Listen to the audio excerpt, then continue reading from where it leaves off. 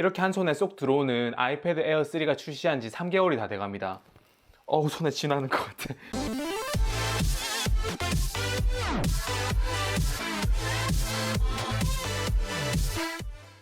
안녕하세요, 테크몽입니다. 출시된 지 시간이 꽤 지났는데 제가 이 제품을 리뷰하려고 들고 온 이유는 갤럭시 탭 S5e하고 아이패드 에어 3하고 이 두 개를 좀 비교해 보려고 그래요. 사실은 이 40만원대 갤럭시 S5e하고 아이패드 에어 3세대는 가격 차이가 워낙 많이 나가지고 인치는 10.5인치라고 비슷하지만 가격도 다르고 OS도 다르고 AP 성능도 워낙 많이 차이가 나가지고 두 개를 좀 비교하기에는 태블릿을 잘 아시는 분들이라면 이해가 안 갈 수도 있습니다. 그래도 많이 요청하신 분이 있으니까 제가 어떤 점에서 다른지를 비교하려고 영상을 찍은 거니까 잠깐 불편한 생각 좀 내려놓으시길 바래요. 미니에 대한 영상은 지난 영상 참고하시면 될 것 같고요. 이번 영상도 아이패드 에어 언박싱 이런 거는 그냥 개나 줘버리고 바로 본론으로 들어가도록 하겠습니다.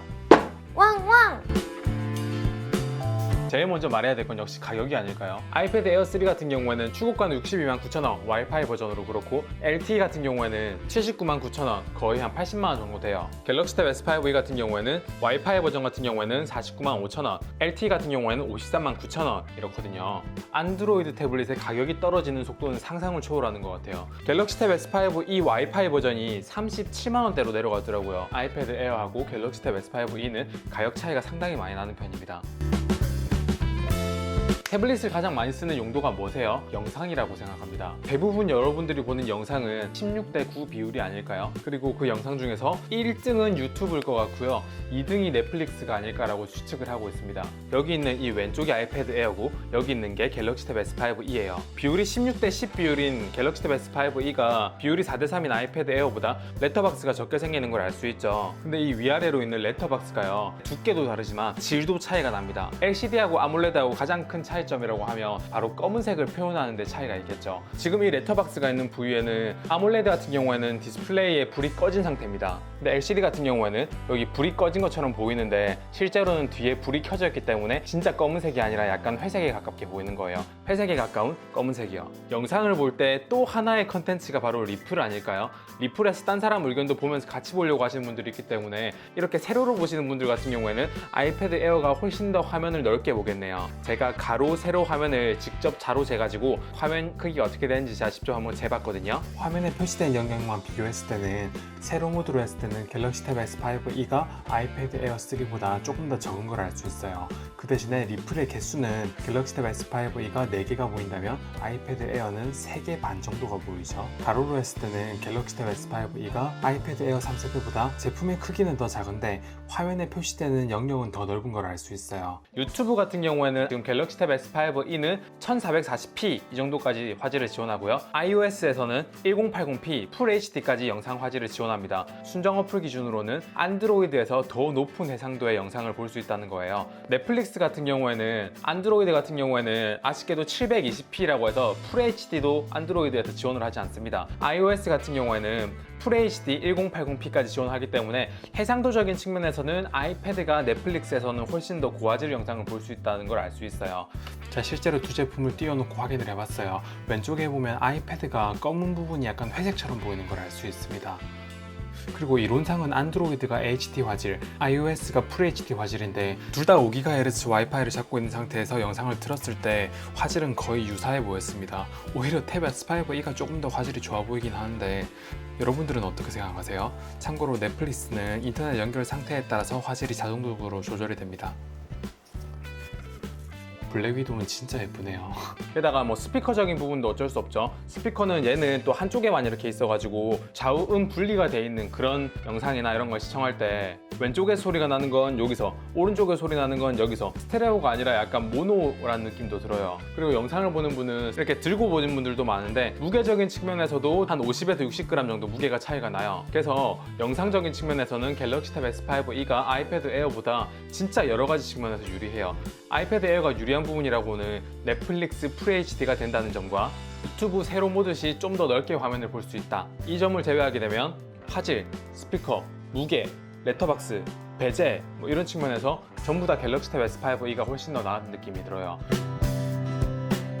붕괴라는 게임을 테스트를 했는데 스테이지 1에서 10까지 하는 데는 끊김이 없어가지고 얘가 안 끊기는 줄 알았는데 정말 끝에 끝판까지 가보신 분들은 끊긴다고 하더라고요. 게임의 로딩 속도, 프레임 유지 능력 이런 거는 iOS가 무조건 안드로이드보다 낫기 때문에 사실 아이패드를 게임용으로 추천하면 적어도 욕은 먹지 않습니다. 하지만 갤럭시 탭 S5e가 아이패드에 비해서 모든 점에서 안 좋은 건 아니에요. 지난 아이패드 미니 영상에서도 찍긴 했지만 아이패드는 4:3 영상으로 가면서 옆에 끝부분이 잘려가지고 화각에서 불리함을 얻는 게임들이 있고요. 그리고 밖에서 게임을 할 경우에는 LTE 버전이 많이 가격이 비싸진다는 점, 그리고 내장 스피커의 성능이 좀 떨어진다는 점, 그리고 특히 결제를 많이 하신 분들은 iOS 특성상 이제 거래소를 사용할 수 없다는 점도 불편하고요. 그리고 어플 내에서 똑같은 거를 결제를 하더라도 iOS가 안드로이드에 비해서 10%에서 20% 정도 더 비싸게 결제를 해야 됩니다. 모르는 거하고 아는 거하고는 다르잖아요. 아이패드 에어가 게임에서는 분명히 갤럭시 탭 S5e보다 낫다고 생각을 하고요. 그런 단점들을 알고 이걸 게임용으로 구입한다고 하면 괜찮다고 생각은 합니다. 다만 이제 화면이 좀 더 부드러운 걸 원하시는 분,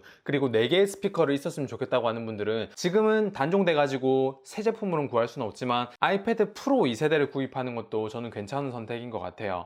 물론 구할 수만 있으면 말이죠.